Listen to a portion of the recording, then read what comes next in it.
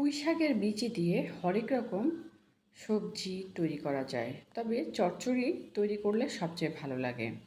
পুঁই শাকের বিচির চচ্চড়ি অনেকে পছন্দ করেন, আবার অনেকে জানেন না যে এত সুন্দর চচ্চড়ি তৈরি করা যায়। তাহলে দেখে নিই কীভাবে তৈরি করা যায় পুঁই শাকের চচ্চড়ি। খুব সহজে হাতের কাছে থাকা উপাদান দিয়ে এতটা সুস্বাদু হয় যে একঘেয়েমি খাবার খেতে খেতে আমরা যখন বিরক্ত, তখন এই পুঁই শাকের চচ্চড়ি তৈরি করে দেখতে পারি। তাহলে কিভাবে তৈরি করি আসুন দেখে নিই। এই পুঁই শাকের চচ্চড়ি তৈরি করার জন্য বাজার থেকে পুঁই শাকের বিচি কিনে নিয়ে এসেছি। ছোট ছোট করে টুকরো করে পরিষ্কার করে ধুয়ে পানি ঝরিয়ে নিয়েছি। চুলায় একটি প্যানে 4 থেকে 5 টেবিল চামচ পরিমাণ তেল দিয়ে এখানে একে একে দিয়ে দিচ্ছি পেঁয়াজ কুচি, 1 চামচ পরিমাণ রসুন বাটা। পেঁয়াজ এবং রসুন যখন একটু ভাজা হবে তখন এখানে 1 কাপ পরিমাণ পানি দিয়ে দিচ্ছি। আমি যেহেতু মশলা দিয়ে দিব, মশলা হিসেবে মরিচ, লবণ আর হলুদের গুঁড়া আর অল্প পরিমাণ ধনে গুঁড়া ব্যবহার করতে পারেন।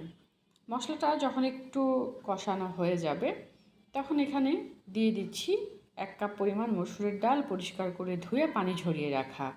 এই মসুরের ডাল দিয়ে মশলার সঙ্গে একটু নাড়াচাড়া করে মিশিয়ে নেব। এরপরে আমি যে পুঁই শাকের বিচিগুলো পরিষ্কার করে ধুয়ে পানি ছড়িয়ে নিয়েছি, এই পুঁই শাকের বিচিগুলো এখানে দিয়ে দিচ্ছি। এবার নাড়াচাড়া করে মিশিয়ে একটু কষিয়ে নিতে হবে যেন মশলাটা ভালো মতো পুঁই শাকের বিচিতে লাগে। যখন কষানো হয়ে যাবে, একটু ভুনা ভুনা হয়ে যাবে, চাইলে আমরা এখানে পানি দিতে পারি সেদ্ধ হওয়ার জন্য। আর যদি অটোমেটিক সেদ্ধ হয়ে যায় সেক্ষেত্রে আর পানি দেওয়ার প্রয়োজন নেই, এই পানিতেই রান্নাটা হয়ে যাবে। এবার যেহেতু পুঁই শাকের বিচি ভালো মতো কষানো হয়ে গেছে, একটু নাড়াচাড়া করে ভালো করে মিশিয়ে নেব। আর মশলাটাও ভেতরে ঢুকে গেছে। এখন আমি এখানে 2 কাপের মতো পানি দিয়ে দিব। এই পানিতেই পুঁই শাক এবং ডাল সেদ্ধ হয়ে যাবে। সেদ্ধ হওয়া পর্যন্ত আমরা অপেক্ষা করব। 10 থেকে 15 মিনিটেই রান্না হয়ে যাবে। মাঝে মাঝে একটু নাড়াচাড়া করে দিব। খুব বেশি পরিমাণ পানি দিলে কিন্তু মাখা মাখা হবে না।